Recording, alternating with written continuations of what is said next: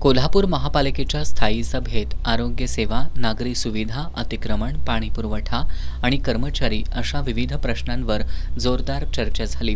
महापालिकेच्या रुग्णालयांमध्ये doctor, nurses, सुरक्षारक्षक आणि इतर कर्मचाऱ्यांची कमतरता असल्याचा मुद्दा सभेत गाजला. त्यामुळे रुग्णालयं चांगली सक्षम करावीत आणि चांगली सेवा देण्यासाठी रिक्त पदं तातडीनं भरावीत अशी मागणी करण्यात आली. खासगी रुग्णालयांवर नियंत्रण ठेवण्यासाठी भरारी पथक स्थापन करण्याचीही सूचना करण्यात आली.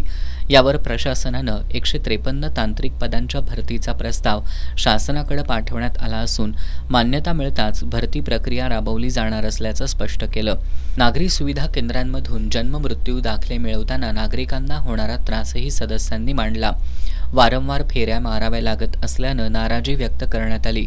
नागरी सुविधा केंद्र, रेकॉर्ड विभाग आणि जन्ममृत्यू विभाग यांच्यात समन्वय नसल्यानं विलंब होत असल्याचं सांगण्यात आलं. एजंटगिरी वाढल्याचा आरोपही करण्यात आला. केंद्राचं कामकाज सायंकाळी 5 वाजेपर्यंत वाढवण्याची मागणी करण्यात आली. यावर सर्व कागदपत्रांचं स्कॅनिंग करून आणि तिन्ही विभाग एकत्रित करून तात्काळ दाखले देण्याचं नियोजन करण्यात येणार असल्याचं प्रशासनानं स्पष्ट केलं. उचगाव आणि महापालिका हद्दीतील वाद गेल्या अनेक वर्षांपासून न्यायालयात प्रलंबित आहे. न्यायालयाचा जैसे थे आदेश असतानाही काही ठिकाणी बांधकामं सुरू असल्याचा मुद्दा सभेत उपस्थित करण्यात आला. अशा बांधकामांवर तातडीनं FIR दाखल करण्याची मागणी करण्यात आली. या प्रकरणात उच्च न्यायालयापर्यंत महापालिकेच्या बाजूनं निकाल लागला असून सर्वोच्च न्यायालयात सुनावणी सुरू असल्याचं प्रशासनानं सांगितलं. तसंच संबंधित बांधकामांवर FIR दाखल करण्याची प्रक्रिया सुरू असल्याचं स्पष्ट करण्यात आलं. पाणीपुरवठा यंत्रणेत होणारी गळती शोधण्यासाठी आधुनिक मशीन खरेदीचा मुद्दा सभेत उपस्थित करण्यात आला. गळती तातडीनं शोधून दुरुस्त करण्याची मागणी करण्यात आली.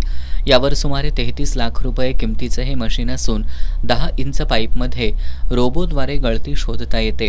याबाबत प्रस्ताव सादर करण्यात येणार असल्याची माहिती प्रशासनानं दिली. शहरातील अतिक्रमण काढताना कारवाई कशा पद्धतीनं केली जाते याबाबत सभेत प्रश्न उपस्थित करण्यात आला. बायोमेट्रिक कार्डचा गैरवापर करून एका कार्डवर अनेक गाड्या लावून त्या भाड्यानं देत आर्थिक लाभ घेतला जात असल्याचा मुद्दाही मांडण्यात आला. KSBP चौक तसंच DY पाटील हॉस्पिटल परिसरातही अशा प्रकारचे अतिक्रमण सुरू असल्याचं सांगण्यात आलं. यावर KSBP चौकात काल कारवाई करण्यात आली असून शहरातील बायोमेट्रिक कार्डधारकांची पडताळणी करून अनधिकृत प्रकारांवर कारवाई केली जाईल असं प्रशासनानं स्पष्ट केलं. KSBP चौकात स्वर्गीय अजित पवारांचं स्मारक उभारण्याचा ठराव सभेत एकमतानं मंजूर करण्यात आला. या सभेला स्थायी समितीचे सभापती विशाल शिराळे, नगरसेवक इंद्रजित बोंद्रे, प्रताप जाधव, अमर समर्थ, प्रतिज्ञा उत्तुरे, प्रवीण सोनवणे, नेहा तेंडुलकर, अर्चना पागर, अनुराधा खेडकर, आदिल फरास, अभिजित मोकाशी यांच्यासह अधिकारी उपस्थित होते.